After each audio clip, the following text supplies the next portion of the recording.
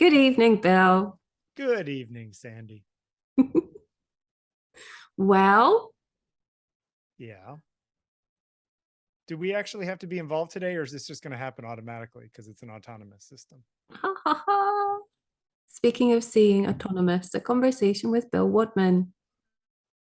I did wonder about this actually. Should I have put Sandi Robertson in conversation with Bill Wadman? Because it does sometimes appear that this is your show, and it's not. It's my show. Well, I mean, have you done any speaking of seeing with anyone else? Yeah, because when I first started, I used to title other interviews actually as Speaking of Seeing. I think I did a couple. Okay, and how do you do your other interviews now?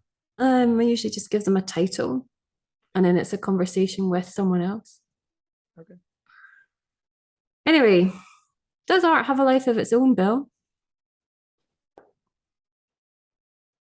You want a complicated answer or a simple answer? What do you think? No, it does not. Oh no. Oh, this again. Um, really go into it. If a painting falls in a forest, does it make a sound? That is where I'm going with this. But really, think about it. Art is provocative, it is seductive, it has the capacity to action great change. It But it makes us doesn't feel exist things. without society, history, or people. Right. It also, in a much more simple way, travels around, engages people in conversation. True. There are lots of things about it that are kind of vital in some Are ways. you anthropomorphizing art? I kind of am. Is art having a bad day? Oh, I've been having a bad day. And I tell you what, this question about whether art does actually have a life of its own, it does appear to be just a simple answer, like a flat, well, no, it's not alive. Yeah. But don't forget, we've had conversations about the past being alive and alternatively, all living things actually being dead. And, there doesn't seem to be rather simple answers to anything that might appear otherwise simple on the surface. So, Sure. mm, anyway, I wondered at what point we engage with or separate from art. So, But is art doing any of those things without people involved? but even if that's the case, even if art is entirely reliant on humans to perceive it, experience, and participate in it, through that experiencing and participating, does art live? It ages, Mm-hmm. it evolves, It's birthed. or at least yeah, true. And our perception of it evolves. Does it die? Well, I mean, another way of thinking about it is, art does die. It dies in our consciousness when we don't remember it, but it also dies eventually, I guess, in a material way.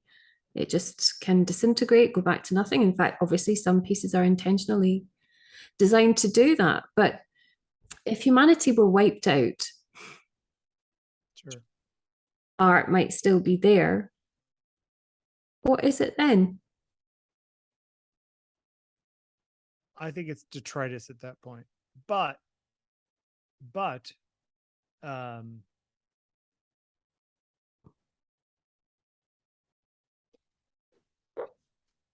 hmm.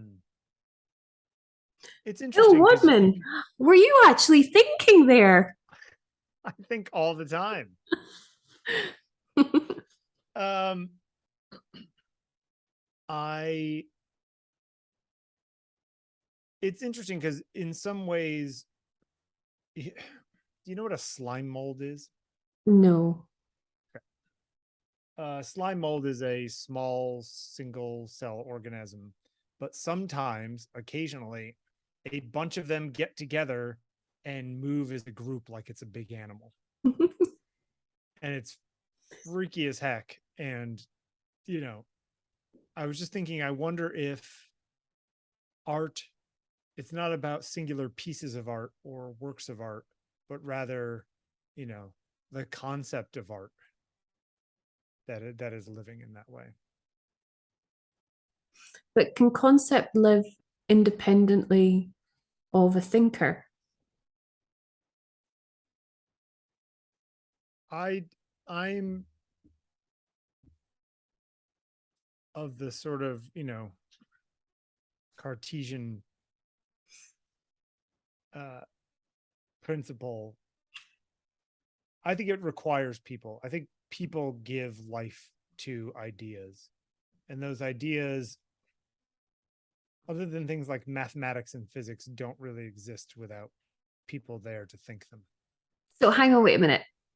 Maths and physics exist even when people aren't there. Well, because, there are still chemistry and suns and things slamming into each other, and gravity and all that stuff is still going to be there whether we're here or not. Well, what about art that does in actual fact use those, I guess, elements? Does It's that almost like I set you up for this and I didn't even realize it. you didn't even know? It's amazing. I'm just that good. So Jonathan Michael Davis, this is glass. Okay. And into which is blown a mixture of noble gases. And then he has an electrode. And then stuff happens. Yeah. Stuff happens independently. It's basically a neon sign. But stuff happens independently of the artist's control in one way. So, sure. Here's this elemental piece of art, really. And you've just said a moment ago that physics and that basically science and maths exist independently of man. Here we have artwork that actually, is this alive? I would argue that the only thing about this that is really art is the shape of the glass that's holding the gases. Well, some people would argue that the only bit of art that a human can be is its flesh suit that it wanders around in. And that, nobody wants a painting of like some lung or what's inside. Who's the Philadelphia guy who, draws the surgeries and stuff? You know what I'm talking about? Draws the surgeries? Yeah. No, the surgery painting. This doesn't make for excellent viewing, Bill. Thomas Eakins. But sorry, I had to look it up. You're right. Yeah. No, that is entirely true. I do find it interesting though when people make art out of physical properties. Hang on, wait, this is where it gets really interesting. Sorry, do go on. I just think it's interesting that anyone would take credit for it.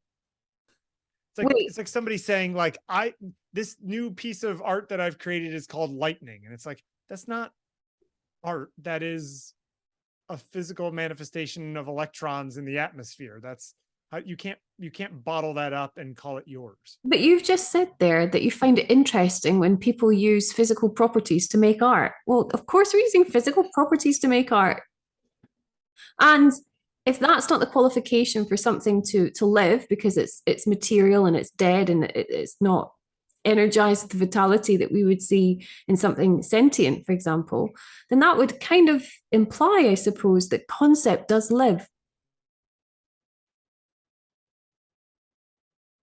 I think that art, I don't know that it's alive, but I think it is an artifact of something that is alive. In the same way that if you found skulls of us after we were gone, and you found this piece of glass lying on the floor, you would think this must have been made by I do think there should be a distinction made here between something that is intentioned as a representation and something that just is a remnant, right? So a skull is a remnant, whereas art is intentioned and it's a recording of or a representation of a thing. And that thing in itself might be alive or not, but the art itself, I question, does it have this spark of vitality somehow?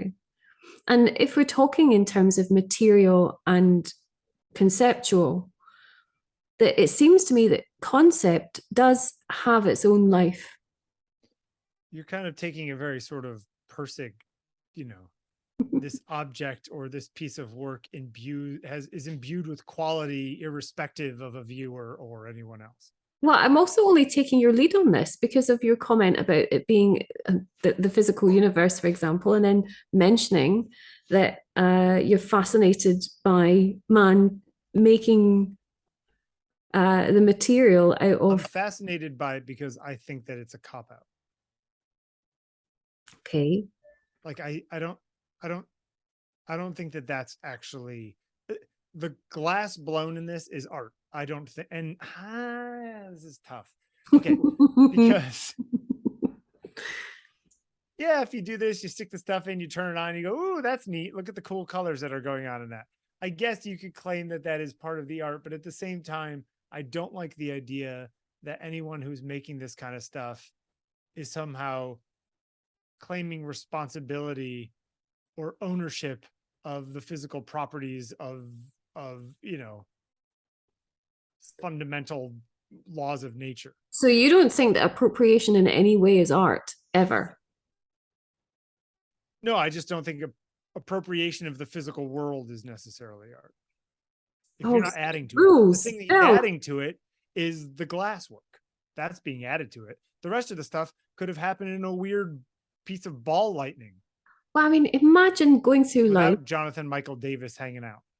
Imagine going through life having so many codes. Thinking like you. Like, it's like, what? The other thing I would like to mention about this, though, is that as a kind of body of work, um, Jonathan Michael Davis had a commission, a really big commission for a school or a library or a kind of municipal building somewhere. I want to say Kansas, it might not have been, but somewhere in the States. And it was It's all the shelved. same in America, by the Oh, way. it's just like one big All wasteland. these places are just exactly the same. Yeah. It was shelved because of COVID. And so the commission that he'd started obviously thinking about became kind of like this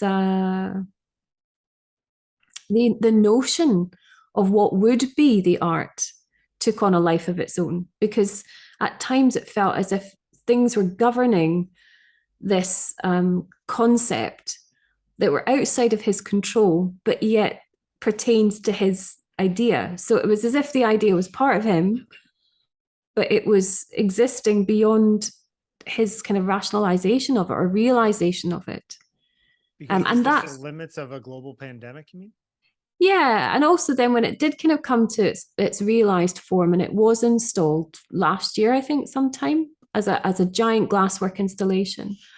Um, again, the nature of the kinds of pieces, the way the glass is blown, the way that glass in itself has this beautiful kind of liquidity. Solid, but it's a fluid, but it's Yeah. And there were lots of things about this work that really got me thinking about whether art is actually alive in some way or another. Um, but Wait, is there a also, difference between changing and metamorphosis and life? well, I mean, that's such a good question because thinking about movement, like anything that moves, kind of should be living, right? Like Yeah, but somewhere for us, we a, make an a association. robot moves, a rock down a hill moves. Yeah. Yeah. But It's again, interesting, it's like there's so many things fundamental in the way that we discuss things in language, where if you go to a biologist and you say, what is life? Which seems like the most fundamental question of biology. And a biologist who's a good biologist would sit there and have to think about it and would probably talk to you for 4 hours describing what life is. Because when you get down to these weird places where things blend into each other, it's actually really hard to define lines. I mean, This one, is creativity innately human? no. I mean, thinking about this in terms of language, we put art and creativity together all the time. So art is a creative process. Yes. Sure.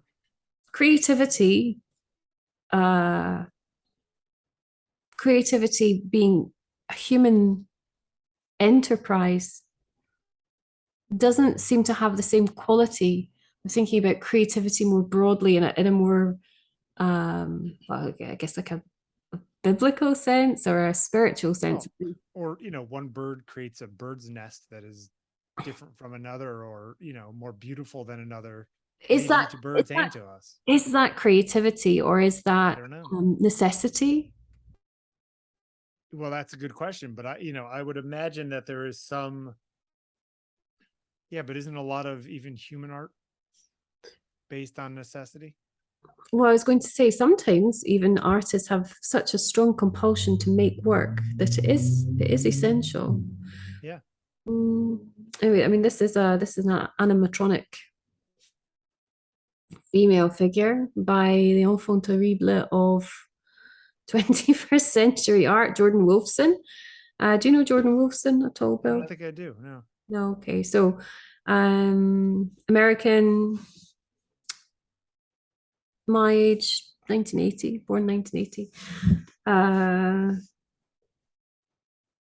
makes very subversive work, I would say. In fact, it's a shame again that you've not been able to help me master the PowerPoint stuff that means I could play something moving in this because Still don't understand how that is my problem, but okay.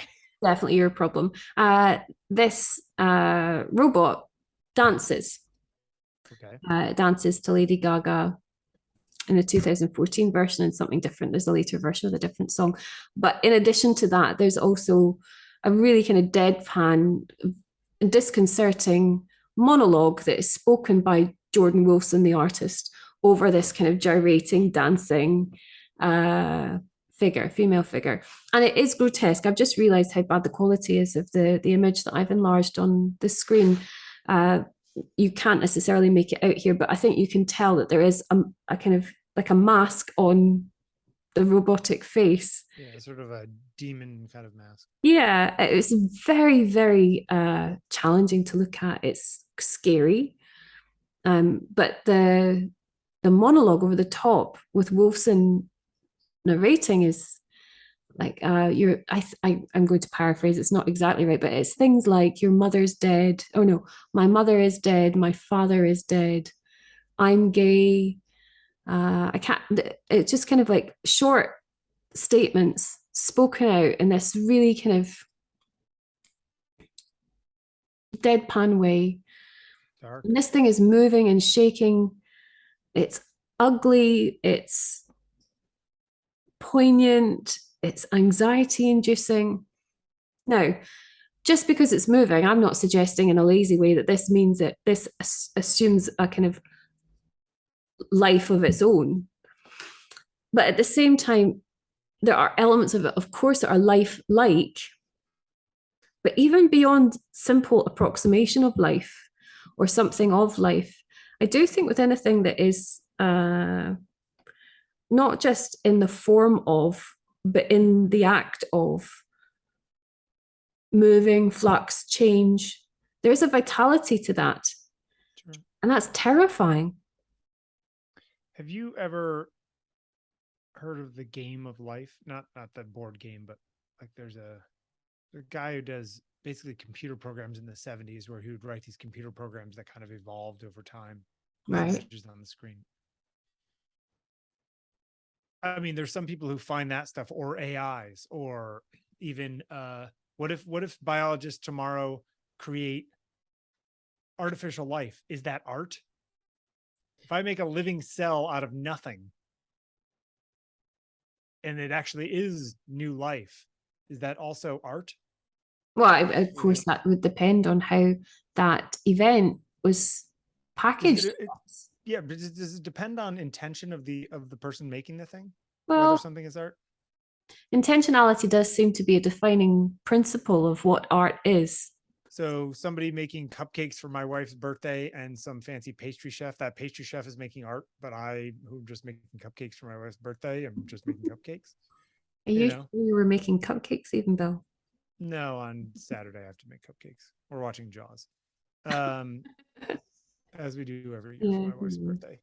But I do wonder.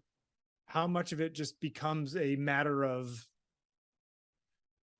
pompousness, that defines whether something is or is not, you um Have you ever I had know that feeling generally. though, where, something is lifelike and you catch yourself almost like believing in it? Sure. I mean, obviously I do this a lot because I'm that kind of crazy, but I get on board with things that are lifelike, and it's very easy for me to kind of believe in them. You might have a hard time having a conversation with one of these AIs that can have a conversation with you and tell you that it's alive. Yeah, I mean, this is something that is coming for us, isn't it? We Sure. need to actually really consider these things because, I think a lot of people are considering it. I think there's no good answers. how are we going to feel when we can no longer tell the difference between something that we believe might be alive, something that is alive, and something that is approximating? Or how Or, about art that is made by AIs like these Dolly and all these other things? well, yeah, I mean, At the point at which that stuff is as good and indistinguishable from human made art. it's not just that though, it's that it adds another layer of possibility to everything we do. Sure. As much as it signals, I think, the destruction of of everything that is about kind of humanity. But what if, taking that even further though, I mean, I think the beginning of art as an institution in culture was probably looked upon by people at an earlier time as being this destructive force that's changing everything that we've always known was stable and all the rest of it. Mm. So, maybe this is just maybe the death of art is in itself an evolution of the concept of art, and that's okay. And we're moving on to something better. Yeah, I mean, Wolfson is a really interesting character in contemporary art in that he's loathed, really loathed, and there's lots of like testimonials from gallerists and people who've known him to kind of attest to the fact that he may be a bit of a shit in some way, Sure. or at the very least, a very difficult, challenging individual. But because of the nature, the subversive nature of a lot of his work, uh, I was reading, I think it was in Freeze magazine or somewhere, that, you know, he is often appearing on lists of like most hated artist or most despised artwork and so on. And I thought of that in and of itself, that quality of opinion drives a kind of life and an energy, at least, around him and around his work that, I'd be yes, willing might. to bet that he trades on that kind of. That's not the point though. Yeah. The point would be is that there's like an ignition of some kind of energy around him, around his work, and it Yeah. sweeps it into a frenzy. Now, whether it's intentioned by him and it's crafted through clever marketing, for example, that's not the point. The point is that this kind of opus becomes something more than itself. And that to me speaks of something that's alive. It has a life. Yes, but all of what you just said entirely requires the human interaction to do. Well, yeah, I mean, so is art really? Art is a human endeavor. Yeah, I don't think ultimately it's separate from us. I think we have the illusion of it having life and evolution just because culture moves on and time happens. But the reality of it is that it's just, other than the decay of the materials in some Rauschenberg painting on the wall, Mm. it's still, especially like all the oil paintings from the past, it's pretty much how it was when these people painted these things hundreds of years ago. Our Also, perception of these things change. I'm But thinking about like fledgling art, or we said earlier, art has all these qualities, like it has a lifespan. I said it is birthed by someone. yeah, Like once a painting, for example, is birthed, and then the artist seeks to share that work with the world, and that work goes out into the world. It's kind of like a child embarking yeah, on its life's journey, right? And once it leaves, I wonder if artists, I mean, we hear all the time about artists mourning their work as they create it, because they know that in creating work that is intentioned as art, they ultimately have to relinquish it into the perception of other people, right? Gotta let it go. But I wonder if we let our art go, because again, look at that very carefully. Why would we not want to let it go? Is it simply a kind of jealous, possessive nature of man? Or is it that in a more sentimental way, perhaps we do think of our art as our children or our, Oh, I mean, I absolutely do myself, but I think it's more that we have an idea of what the thing we made means to us. And the minute other people start looking at it, they can say it means something else, and their opinion may corrupt our own view of what we think we made was good. art's a risky business, isn't it? Yes, it's terrifying. Hmm.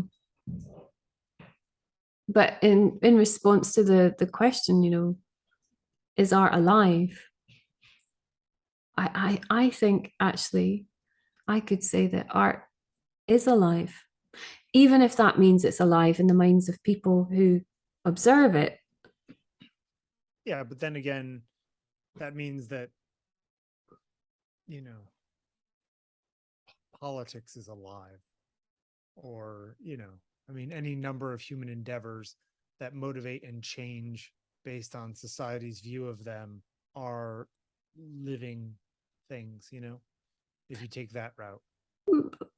But again, imagine we're looking together, you and I look together every week at something. Yeah. In that shared space, that communality, there is a moment of exchange between you and I.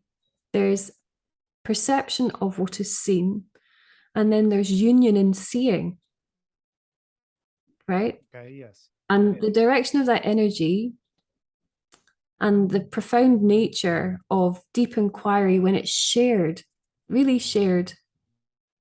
I wonder if that somehow That experience is alive. I invigorates. think the experience of art is alive, but I think the art is just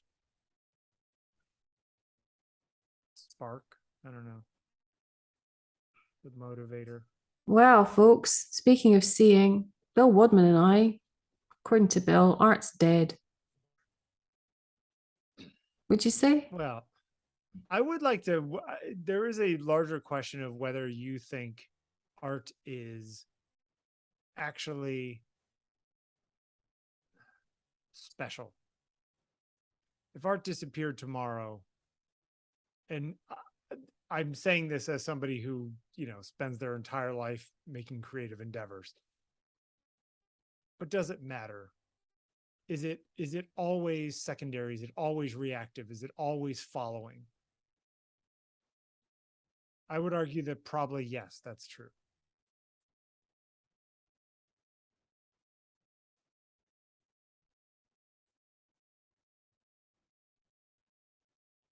I don't like that fact, but I think it's Well, true. when I really try and imagine this, the feeling I get, the sensation I get is one of total airlessness.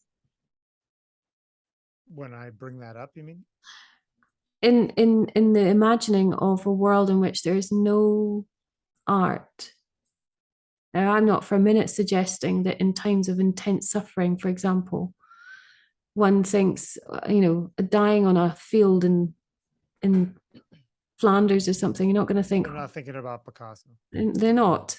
However, isn't it interesting that in times of suffering, again, when it's not an immediate threat of life ending danger, art does have an extraordinary capacity to heal and resolve.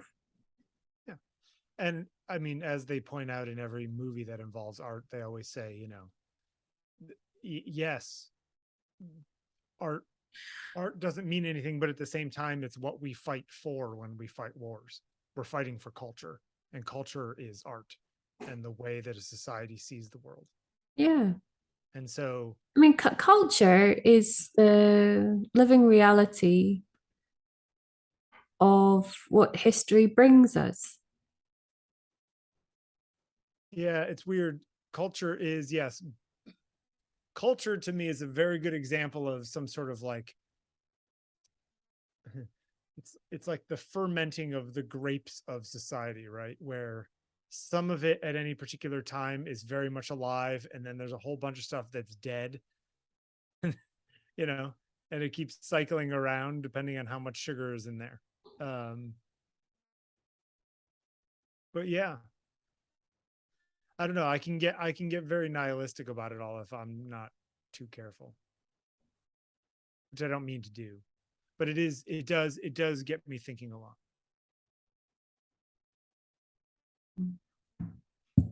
Wow. When I should be making stuff, I'm thinking about this kind of stuff. Bill Wadman, Yes. thank you for speaking of seeing with me. You're very welcome, Sandi.